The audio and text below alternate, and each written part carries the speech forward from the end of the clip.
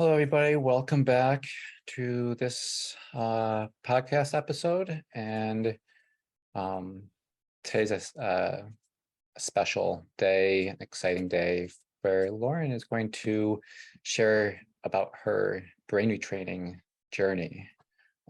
This has been a long journey, and it's been a hard one. It's been a story of perseverance and enduring, and I'm excited for her to share it. And this is a big reason why has influenced our even starting our business together, as we've learned about brain retraining more and more.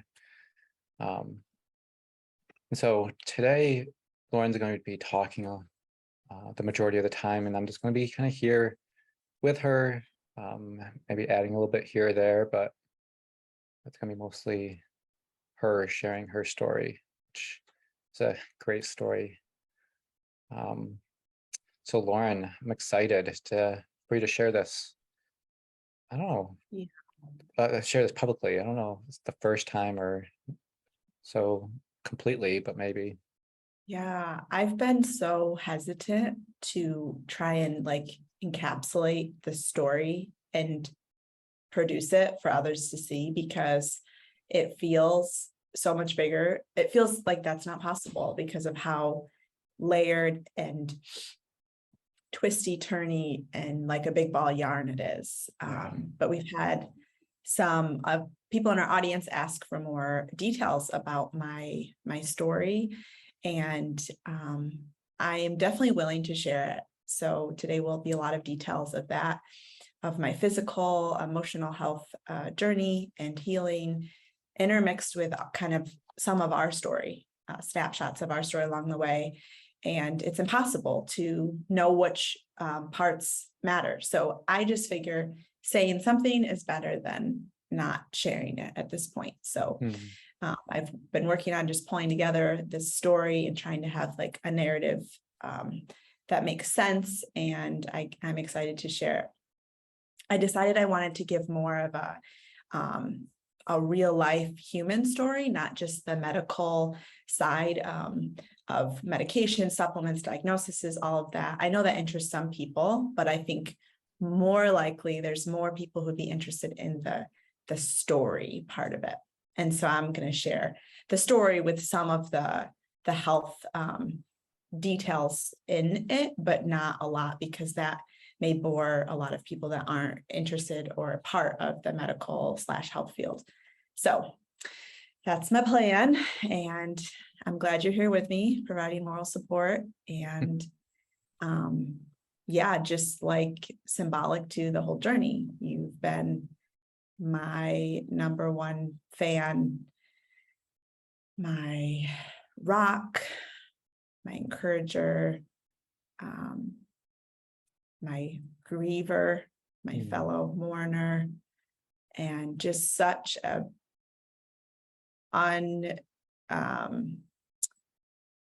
unreplaceable part of this journey.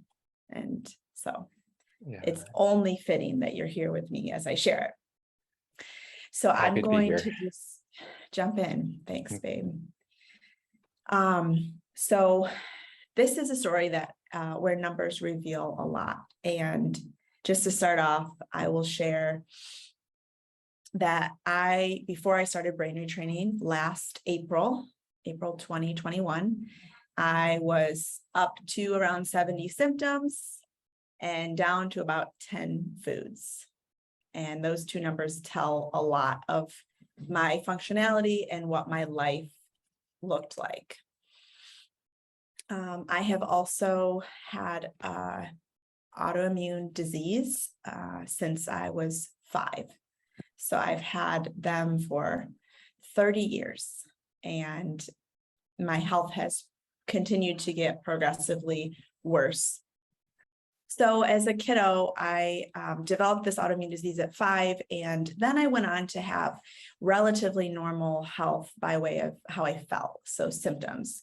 My first autoimmune disease was vitiligo, which is a skin condition where your skin turns white in different areas, and it's not physically painful, but emotionally, as you can imagine, being a kid, being different was massively affected me. And so I had some things, headaches start to develop, some sun issues, couldn't be out in the sun for long, and stamina issues as a teen, even though I did play basketball. I always felt like I was not quite the same energy level or capacity as my peers. And then I got married really young to this fine gentleman here.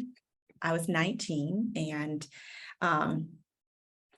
much to our surprise, we found ourselves pregnant at 20. I was 20, unexpectedly. And this pregnancy was extremely symptomatic for me. I felt like I was 50 years old. So many symptoms. I was so ill, so sick. And I was working as a nurse in the emergency room full time. And my body was just like, what are you doing? But I didn't have a choice. So I continued. And maybe I did have a choice. But at that time, it was just what I needed to do. And so I developed acid reflux, and I didn't have any of the classic reasons: overweight, smoker, all of those things that contribute to reflux developing, drinker, things like that.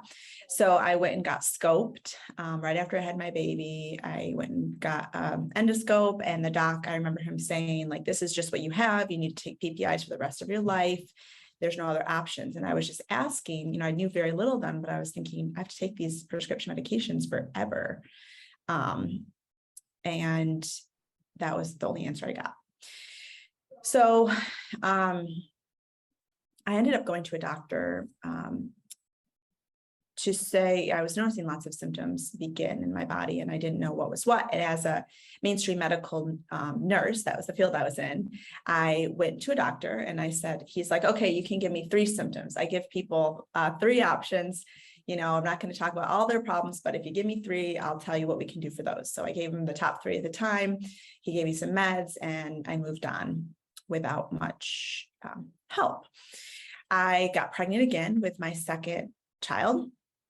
And I went to a midwife this time because I was actually already working at a birth center part-time, watching her catch babies. And it was so amazing. And the first birth I saw there, I was like, absolutely, this is how I'm going to have my next baby. Because my first birth was 52 hours and very traumatic and very intervention laden. And so this birth was wonderful. It was pain-free, pain medication-free. It was definitely not pain-free as some women experience. I was, when I worked with this midwife, she was like, oh, you don't need to be on PPIs. You can take some probiotics or digestive enzymes and you'll probably be fine. And I was like, all right, I'm going to try that. And I was shocked, being in the medical field, I was shocked that I could actually get off a medication and be okay. And so that's what I did. And I was really happy about that. I ended up becoming a doula because I loved the work. I was a doula for 3 years, and that was really, really special part of my journey. But then we adopted a baby. This was our 3rd kiddo, and he came home at 2 weeks old, and I started to breastfeed him because my previous child was still nursing. She was a toddler who nursed, who I do believe that all this nursing affected my body quite a bit, tapped my stores, and was a stressor on my system, like it is for many women.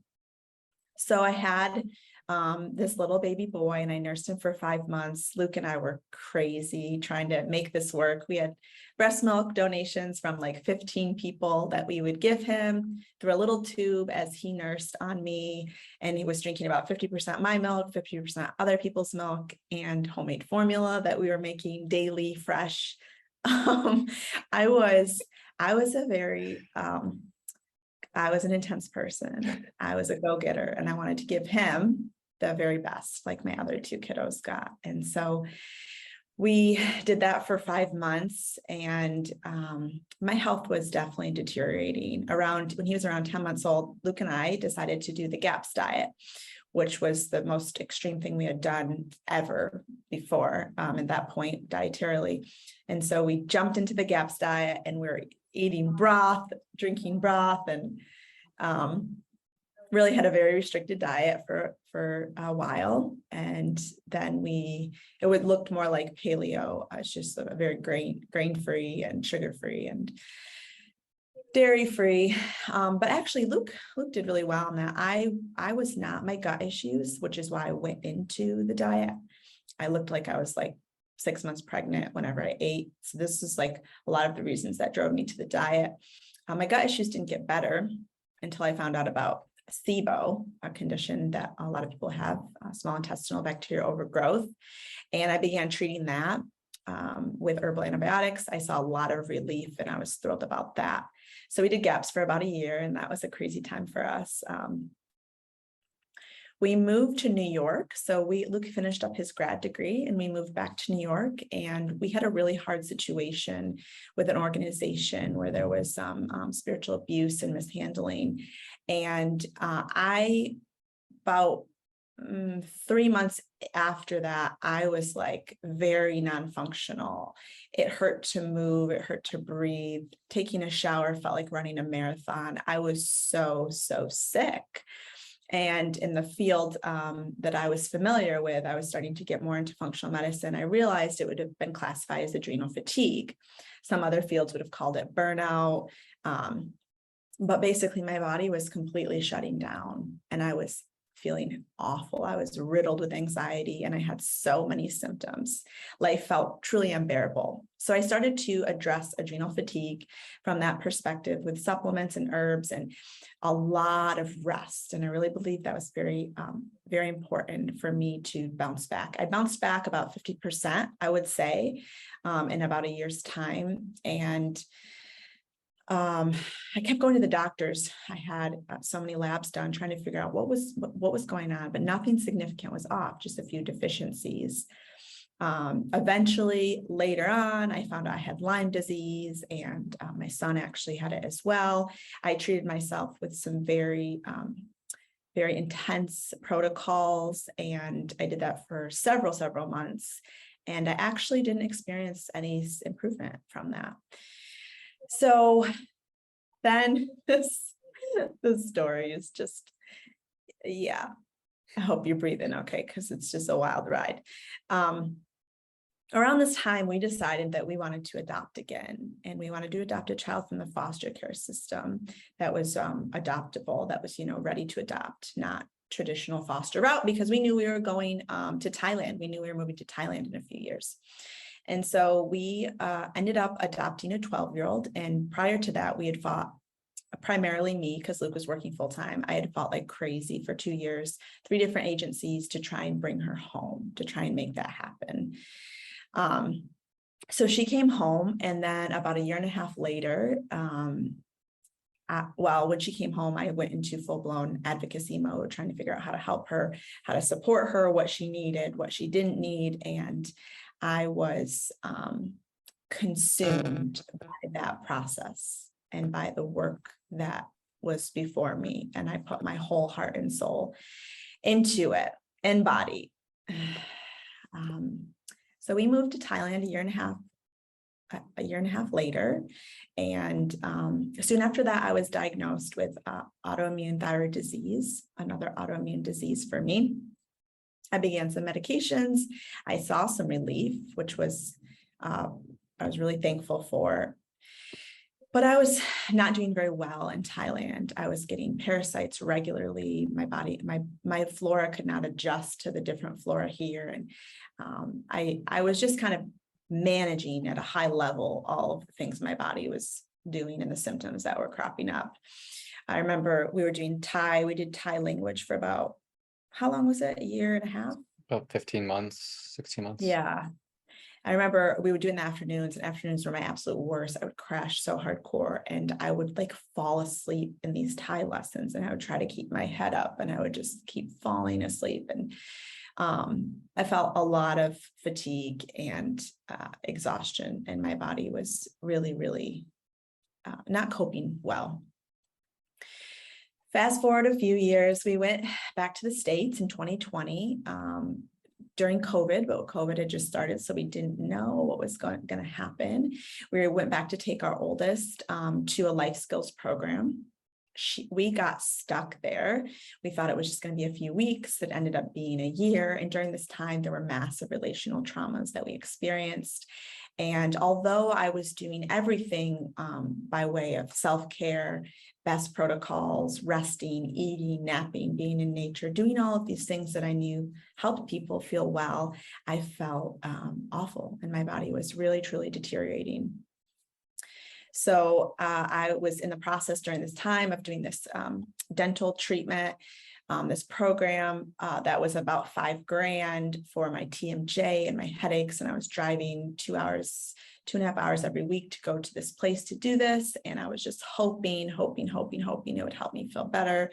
But my symptoms were so much more than just my TMJ and headaches. So I kind of was skeptical all along, but really clinging to hope because I didn't know what else to do. I had read so many books. I didn't even share. I became a nutritional therapist. I forgot about that. About a year. I became a nutritional therapist about 10 years. This was when I was in New York before we moved to Thailand, and I practiced there for a few years before we moved here. And in nutritional therapy, it was all functional medicine, holistic health, and I had learned so much, and I was just constantly, voraciously getting whatever information I could about conditions to help my clients and also to help myself. And so I knew what protocols helped the conditions that I had, but I was not able to help myself. I was more just managing my symptoms, and I wasn't seeing actual recovery of anything. And I had to do so much to sustain my life. I was fragile to everything. So I had to eat a very, very, very specific way that was getting more and more restrictive. I had to take lots of supplements, and I had to basically do very little to maintain functionality. And so in the midst of these relational traumas, I started to develop hives and extreme burning skin that would come like a rush daily, almost every day. Different foods I ate would trigger it. And I had never experienced hives in my life. And it started to freak me out because my heart rate would go sky high. And it really was like a panic, like my body was shutting down response. And I didn't know if my throat was going to close. I didn't know what was happening. I didn't know what I was allergic to. But these things started happening regularly, these full-blown hive reactions, and they terrified me. I was already gluten-free for 10 years, dairy-free for 6 years, and just getting decreasingly less through the years. But at this point, I had reduced to about 10 foods. I had lost weight, and as you can imagine, life is hard to sustain on only 10 foods. So I went very low histamine in my diet. I had a lot of insomnia during this time, a lot of anxiety, bodily anxiety. Grief and terror regularly filled my body, and getting myself up to move and to do what I needed to do, even in our very simple life as we were waiting to get back to Thailand, my body was just struggling immensely to do those things, to do even the basics. So we finally, after about a year living in this little cabin by the pond, which was so wonderful, but my body was struggling to enjoy it. My body was really panicked and in a very, very hard place physically. We moved back to Thailand, and we ended up moving into a moldy house. We didn't keep it ventilated well enough. We didn't know this would happen. We thought we had done the right things to prevent this from happening, but basically our whole house was filled with mold. And so for 2 weeks, Luke and I worked 12 to 15 hours a day, cleaning everything, putting it out in the sun, washing it, throwing out probably like 30 to 50% of our stuff. It was insane. And I had gotten tests done early in the year that showed that I do not detoxify mold well. And so that just further perpetuated the panic that I was under, realizing all of our belongings in this world were affected by mold. So about a month or two after this, I had heard in one of the histamine groups I was on Facebook, I had heard this woman say, "I am eating Doritos now." and this and this and this. And I was down to, 5 to 10 foods. And for some reason, that comment was so compelling to me because I knew when you have histamine intolerance, you can eat so little. And I was like, how did she do that? And she just said, I've been brain retraining. And it reminded me that a naturopath I was working with had previously that year mentioned brain retraining casually to me. He said that when some people, protocols don't work for them and they're not getting any better, brain retraining can be a good option for them. That did not file for me. It did not seem like the answer. I was very functionally driven, find the problem, put the solution on, which even though I was in functional medicine is still a very Western perspective that I was applying. But when I read her saying this, I started to, I digged in this one, I dug this one book where a doctor who treats really, really sick people, he actually had mentioned it. And I remembered reading that. And then I just went on this deep dive to figure out what in the world is this brain retraining thing that I'm hearing about? Is it valid? Why the heck haven't I heard about it before? And I just was very, very skeptical. But as I was watching testimony after testimonial of people that sounded so much like me, that had similar diagnoses, similar issues, similar pain, and just agony on this journey of wrestling with your own body, I realized this was our next step. And I went and told Luke, and like the gracious, hopeful person he was like, absolutely, let's do it. Like, this may be what you need. And so Can I jump in real quick? Jump in. Sorry, hon. I need a drink of water anyways. Yeah. I just want to check in with you, just how you feeling, how you doing? Like, there's like you're like, as we talk like about stories, that's like a 30,000 foot view.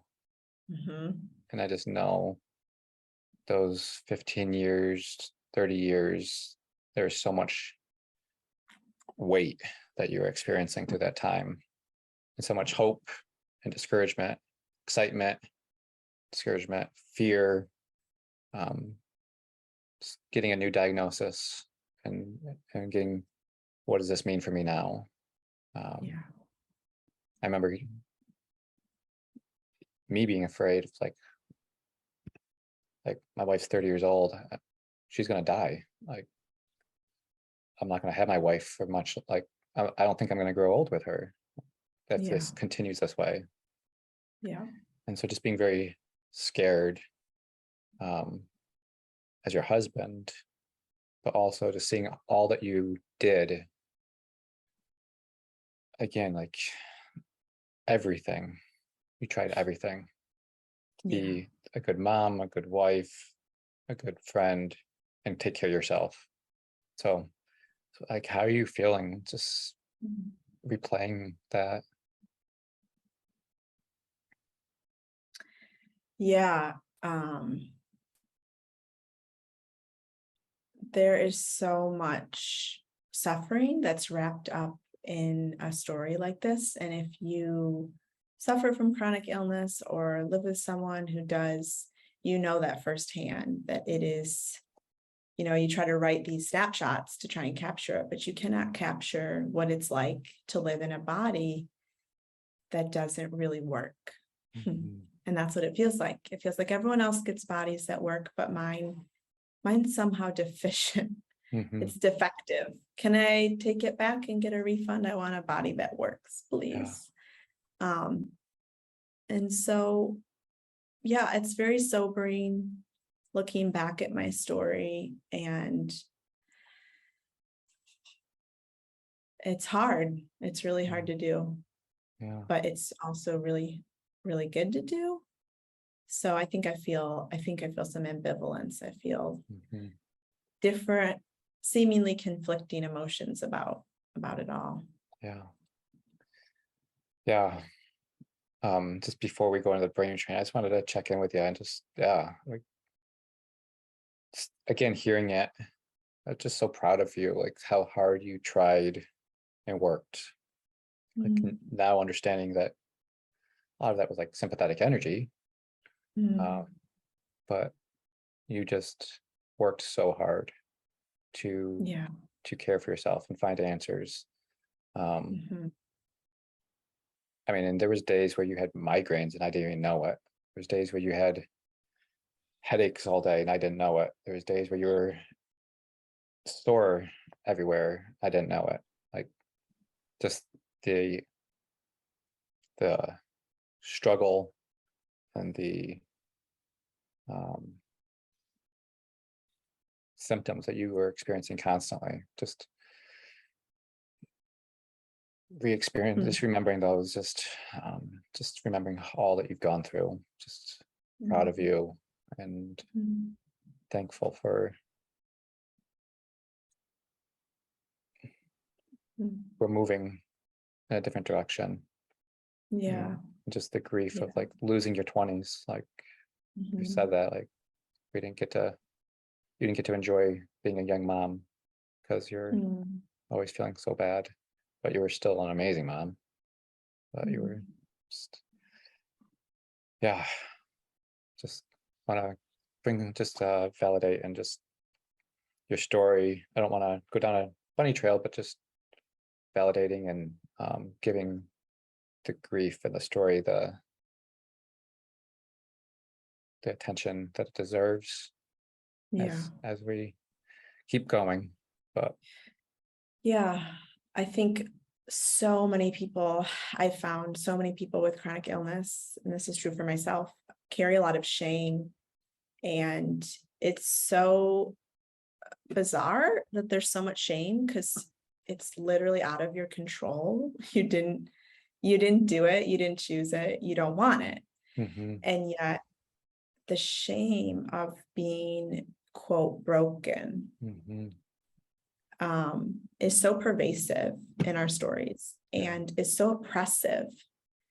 And um, being affirmed in that, like you just offered me, is such a gift for me and for those that are listening that have had similar journeys, because mhm, there's a remarkable level of resiliency, perseverance, courage, bravery, hope, stamina that's needed to live in this world in a body that doesn't work well. yeah. And it's good to be reminded and be affirmed in that. Mm. And just to the spouses out there that have spouses with chronic illness, like it's not easy. Like It's there's not. times where I was frustrated with the situation that we were in, discouraged, hopeless, Yeah. and not super understanding. Like because I was frustrated, I wanted something different. I didn't want Yeah. you to feel sick. I wanted my wife, and it was hard to always have compassion or understanding. Um, so just the spouses out there that just struggle to support their spouse with chronic Mhm. illness, you're human. Mm. Come back to like, having compassion for yourself of what you're the support you're trying to give as well, and Yeah. you may not be doing it perfectly, Mhm. but that's okay. Just have compassion on yourself and just try to reset.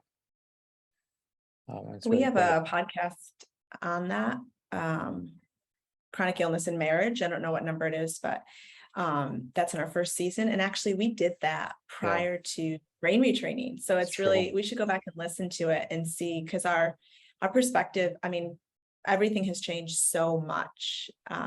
But I think it's still a very encouraging support, because Mhm. chronic illness is alive and well and not going anywhere in the grand scheme of things, even if there's individual recoveries. I think that would be, we have a chronic illness in marriage and mental illness in marriage episode, if you want to check those out.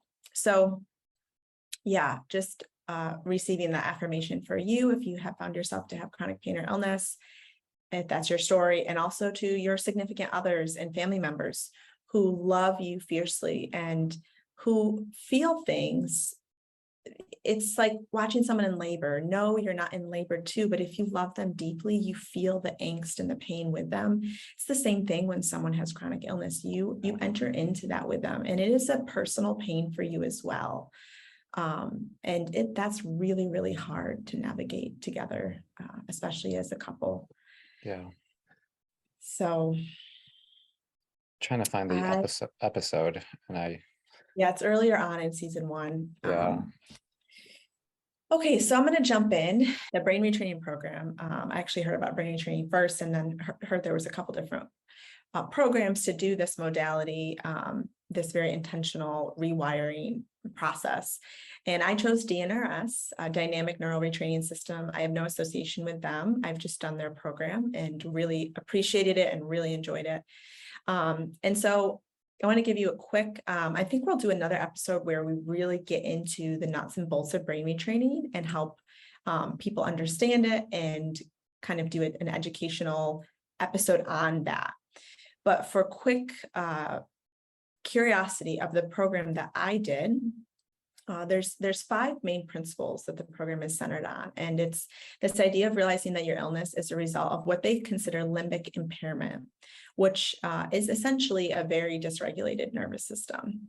So realizing that that's where your illness comes from, that you're not broken, that it's not this pathological thing, even if it's diagnosable, that you can repair and rewire as your limbic system resets.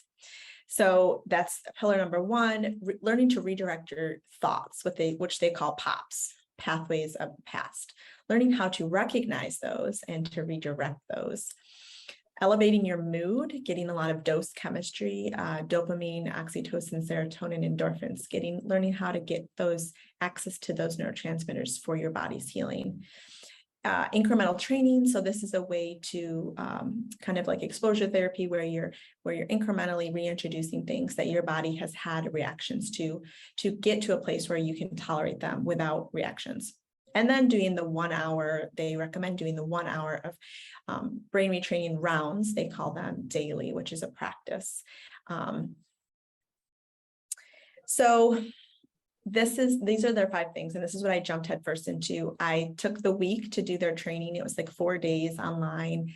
And I remember just being in bed and feeling really bad. I had just been so symptomatic and just like listlessly walking around the house in my pajamas. But this little kernel of hope was starting to move in me as I sat in my bed watching this training and this understanding of neuroplasticity. I had no idea that the emotions and thoughts that were connected so naturally to my symptoms, that those were actually fueling the symptoms themselves. I just had no comprehension of that. And so I was beginning to be empowered that I could influence those thoughts and feelings that I felt like were one and the same with the symptom, that I could influence them and uncouple them and feel my symptoms without connecting these thoughts and feelings of depression and hopelessness and shame and worthlessness. And today's terrible and it's never going to get better. And I'm stuck and I'm stuck and I'm stuck. These things are so closely connected. It's like you almost need a surgical tool to get them apart. But I was being empowered that, oh, I can take these apart and that will actually help my brain retrain. So I started again in April 2021. I did the support groups that they offer, and I also did one-on-one coaching, both of which were incredibly powerful.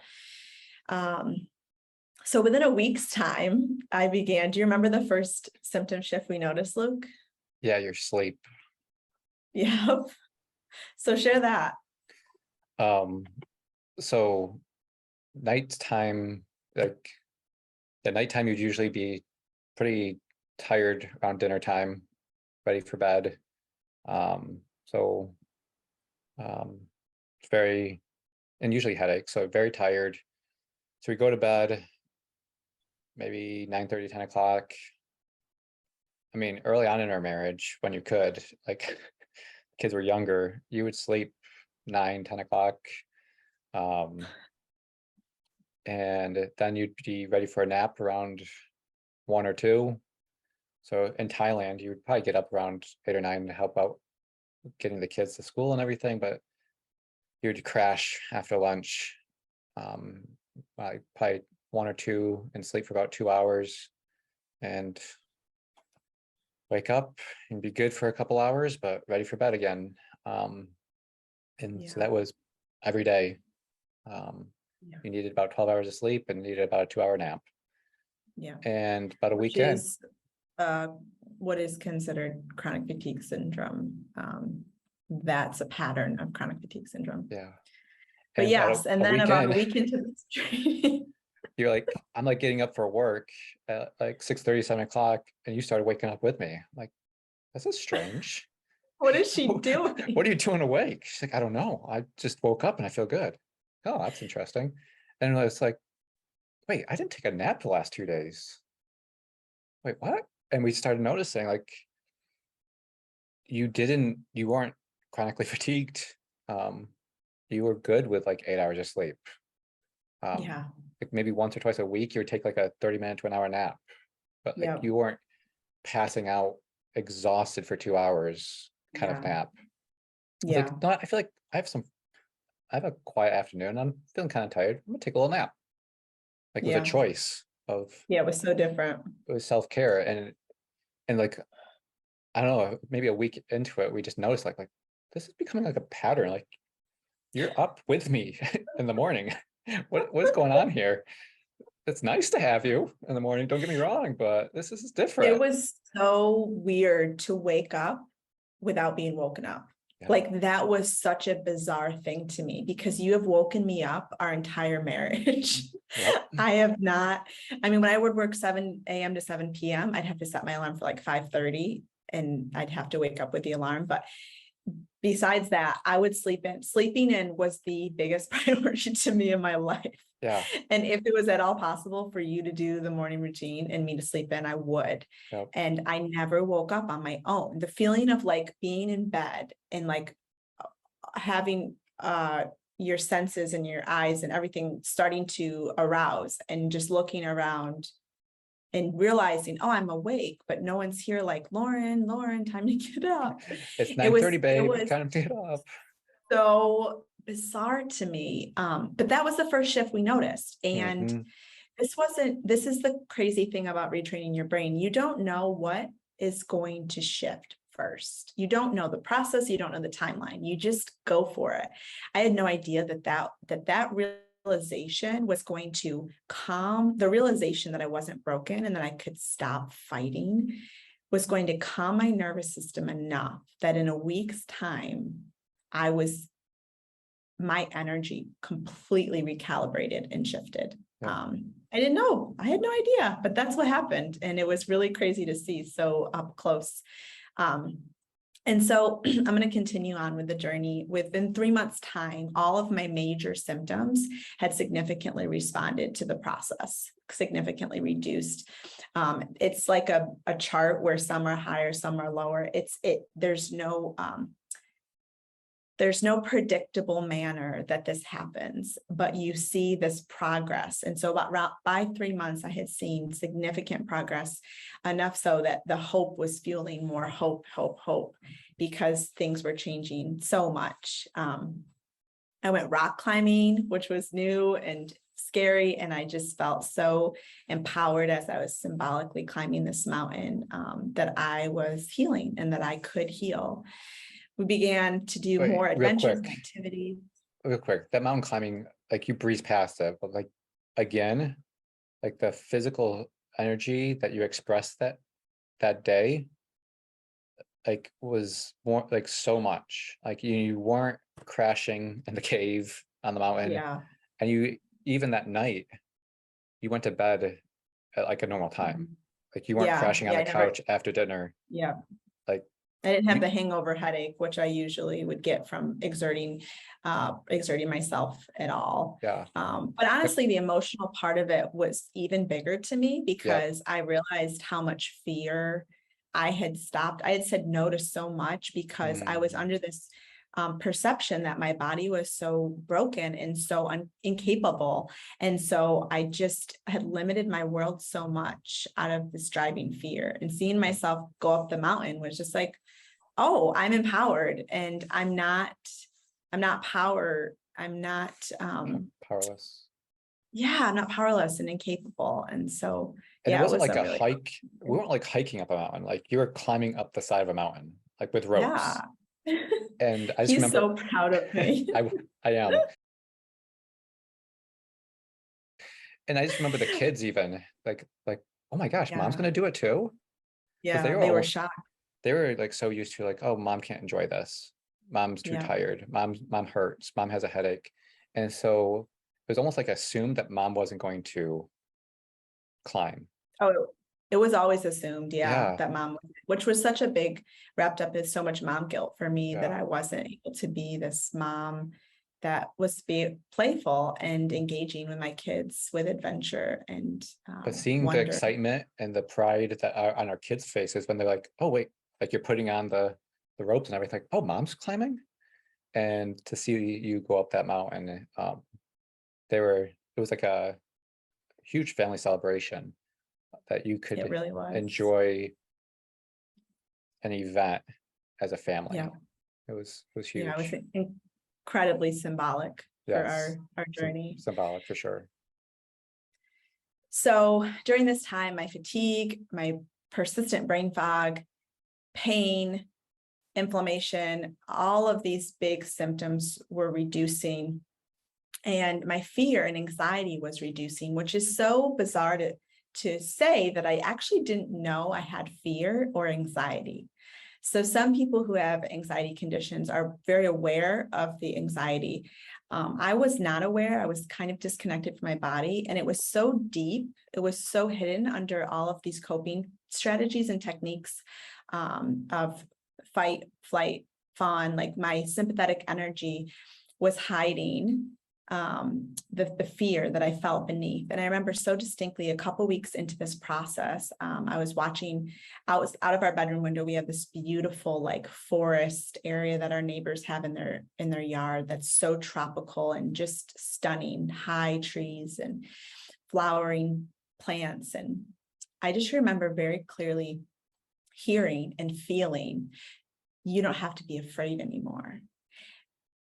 And in that moment, it was like 1,000 downloads happened, and I understood things in that moment that I had never seen before. That fear was driving so much of my world and my engagement with myself and with others.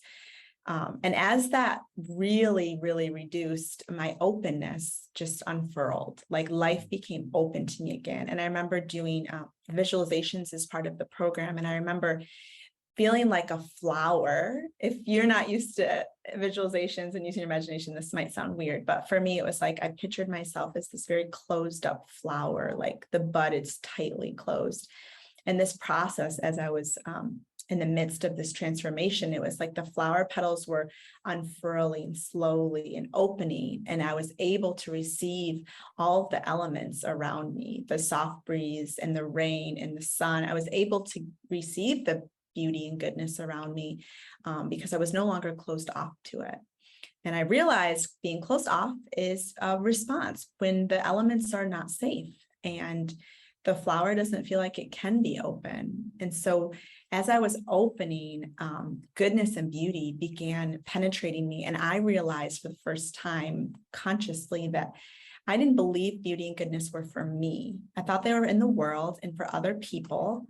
But I began to realize they're for me, and I can have as much of it as I possibly want.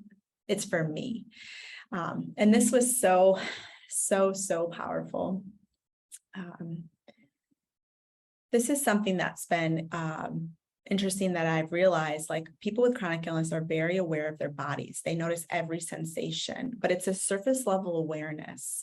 I believe they're disconnected from the deeper well beneath them, the deeper current, but they have a very acute awareness of the surface. And that's how I felt. And so reconnecting to my body and shifting my orientation to my symptoms. They were so consuming and I was so aware of them, every little flinch and move and anything that was happening in my body, I was like insanely aware, very hypervigilant too. But becoming connected to this deeper awareness of what I wanted, what I needed, what my voice was saying, what my body was saying, what it was telling me, that reconnecting took some time, but I was so ready for it. And I'll just throw that in here right now. I was not ready prior to this point to embark on this brain retraining journey. I just wasn't ready. So even if I had heard about it, I probably wouldn't have done it. I wouldn't have thought, oh, that's the next step for me. But I was so ready this time to heal. And I had proven to myself that I tried all the other things that I deemed the right way to address it without success. And so because I had done that, I felt like open to something and ready to heal in a different way than before. So I began to change, like I said, my orientation to my symptoms. I was learning how to create safety for myself in the midst of the symptoms, and redirecting those thoughts of depression and hopelessness and shame that was so connected, and finding that my response to my symptoms is actually more important than the symptom itself. You can't change symptoms, you can't force them or will them away, but how you respond to them, it dictates whether they continue to ingrain in your system or in your brain, or whether they're going to loosen their power. And so I began to reorient when I felt these very powerful, very uncomfortable symptoms that would come. I began to give myself safety and comfort, and not, and really be mindful of the narrative that I was believing, because this is the thing, when you have chronic illness, you eventually learn to become really good at self-care in the surface level sense. You nap, you rest, you avoid, you do all these things, but you can be doing all of those things from a place of where your mind is still crippled with the fear and the discomfort of the symptom, while you're doing all these things on the outside. What's actually most important is what you're doing on the inside in the midst of those symptoms. And also learning to push against them and try and do more, and show your body, yep, we have this headache, yep, we have this joint pain, we have this brain fog, we have this, but we're going to go on a gentle walk. We're going to go and read a book we love. We're going to go do something that is nourishing for us, and not let our body just go into a deep, dark hole of collapse. So I began to hear, I began to follow, I began to read a lot of books, listen to a lot of podcasts, follow a lot of accounts. And I began to hear people say, it's, so much more than the symptom reduction is these other things that come along in the brain retraining journey. And I was just like, no, I don't care about the other things. I want the symptom reduction. Sign me up for that package. Can I have that plan? I want the symptom reduction plan. Because I was so desperate to feel better. I was like, these things on the peripheral parts that people were talking about, that they found these rich treasures in their healing, they felt so meaningless to me.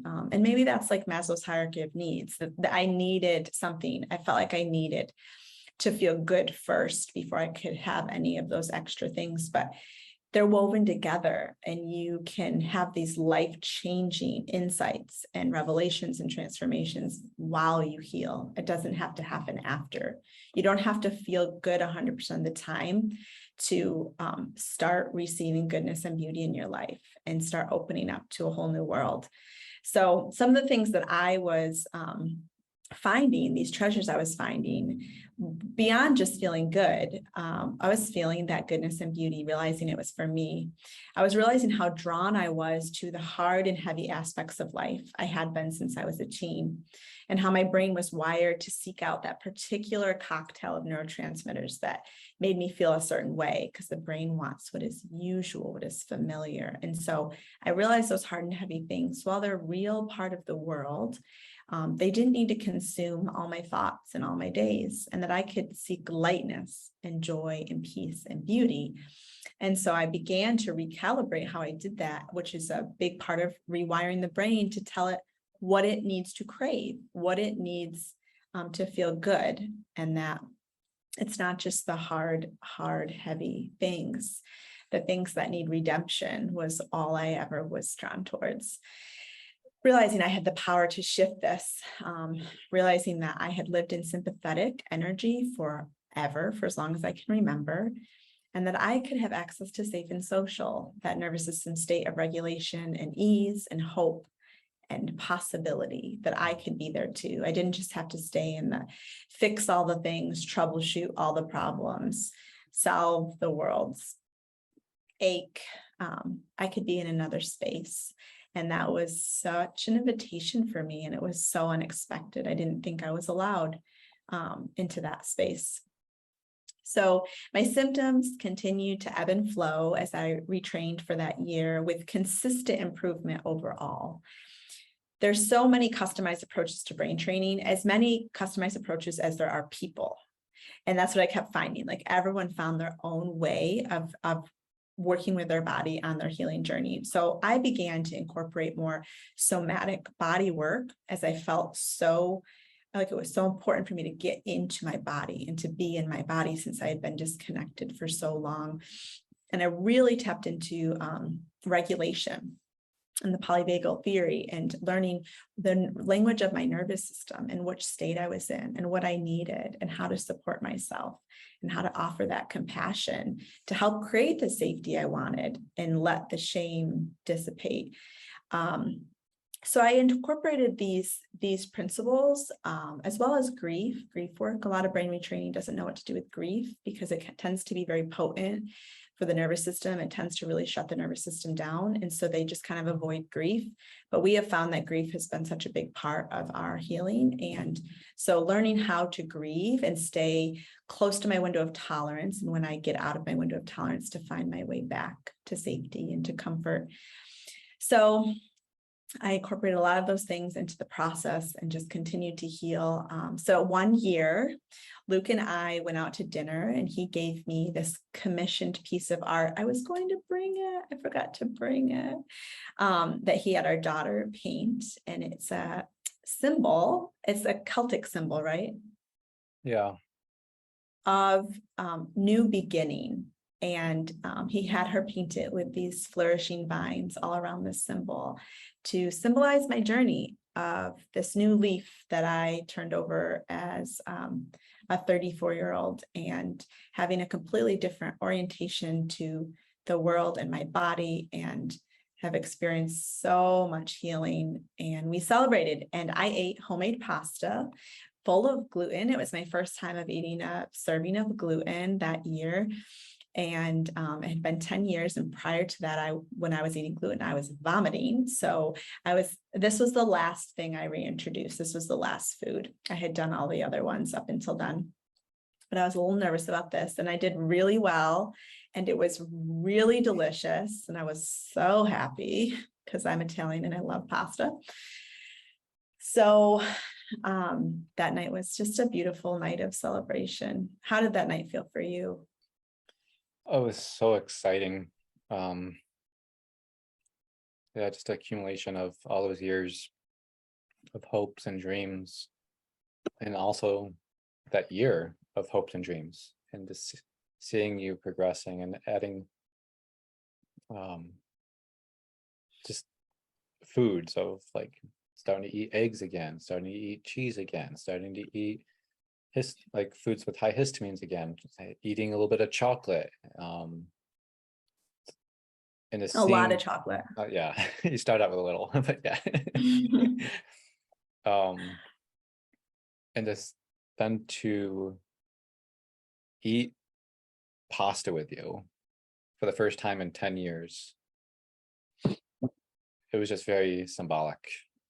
Yeah. Again, so proud of you, so excited, celebrating. It was just a really big moment. Again, Yeah. our kids seeing you each time you added a food. Mom, is that the first time you've eaten that? Mom, how you doing? It was just so cool, and just what they've learned, and just cheerleading you along. But yeah, that night was just amazing. Was it symbolized? Makes me think of,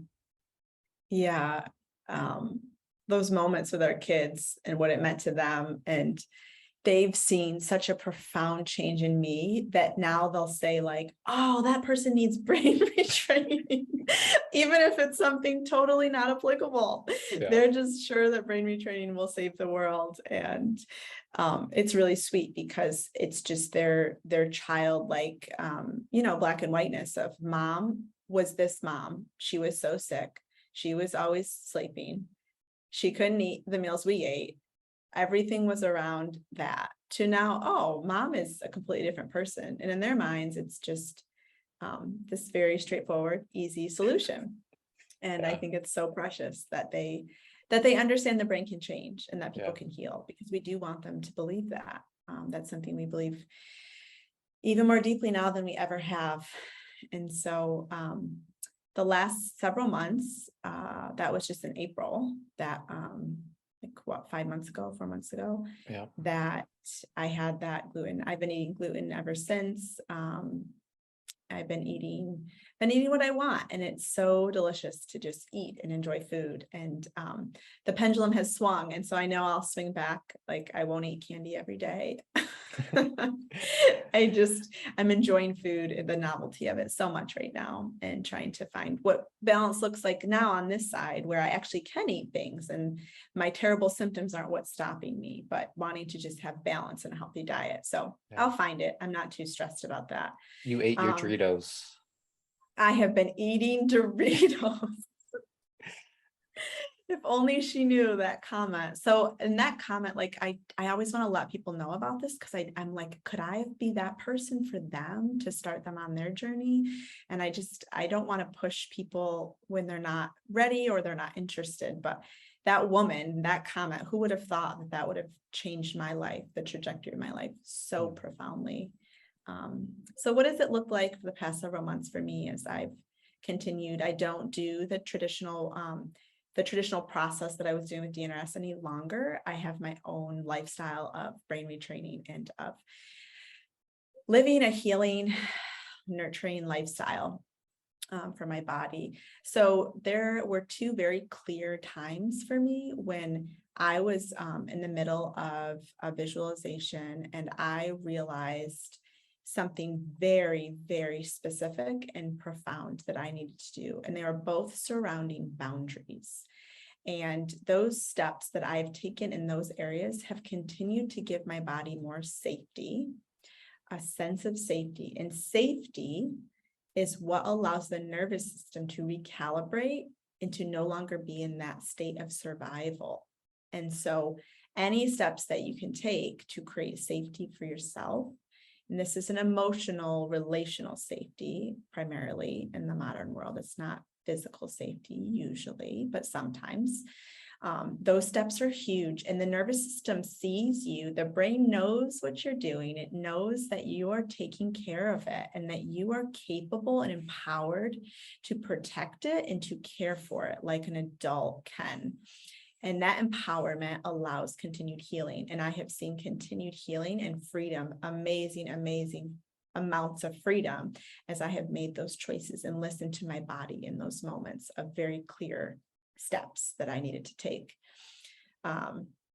So finding the clarity and strength of my voice, unwinding from ingrained patterns of codependency from my past, and reawakening to my body and what it really wants and what it needs. That's what the last several months have looked like. And it's been an amazing journey. And in the process, we've started a business together in Thailand, and had some big transitions, and my body's doing well. And it is learning a new way to be in the world. And I'm just really proud of it. I'm proud of me. I wanted to read a little section from my journal. So this journal is filled, look how cute it is. It has an avocado on it for all the podcast listeners. You guac my world. Maybe that's us, an avocado and toast. You can be the toast, because you don't love avocado as much as me. That's true. This journal is just filled with insight after insight from this past year. It's just like a treasure box of gems. As I wrote down all of these breakthroughs I was having, all of these symptoms that were gone, it was just an incredible journey It also has in the beginning my 70 symptoms, which look so much differently now. So I just wanted to read a thing that I did at the new year. It hadn't even been a year. What would that be? About like 8 months, something that I had written this past new year. So I said, I feel so different than who I was last year. I was in deep, deep grief, riddled with fear, weighed down by my symptoms, and thinking and thirsting for breath and life. I was so ready and eager for change. It was like the seed beginning to sprout through the hard kernel. Painful, and yet it outgrew its own space, was coming out into the world, finding its new life there. And then I was telling myself, I wrote, what advice would you give yourself at the beginning of this year? And I was telling myself that you have life-giving connections, but you are your truest connection. Finding health and wholeness looks a lot like attaching more deeply with self, finding what you need for peace inward and not outward in people. And that's been the journey that I've been on. And in doing so, my emotional and mental health have totally changed, and my physical health is in a completely different position than it was last April. And I don't feel afraid of the future anymore. I feel so hopeful. And I feel that it's just only going to continue to learn to be more empowered and more embodied and live the life that I long to live with you. I agree. That fear of not growing old with you is no longer there. And I feel like we are able to enjoy our younger years together and make up for that lost time. Yeah. It's been amazing, very hope-filled and empowering just to still enjoy life in a more deeper way with you. We're walking it together before, but you were just always sick, but now we're walking together and more empowered and emboldened and not sick. It's amazing. Well, thank you for being my co-host as I shared this journey, and thank you for being my co-host in life too. We're good co-hosts to each other. We are. And hopefully this episode, I don't know what it will mean to you, but I'm glad to share it. And thank you for holding my story with honor and kindness. And if there's someone that you think of that is suffering a similar journey that I have suffered, please share this episode with them, and maybe it will be the thing to point them in a new direction of deeper healing and hope for them as well.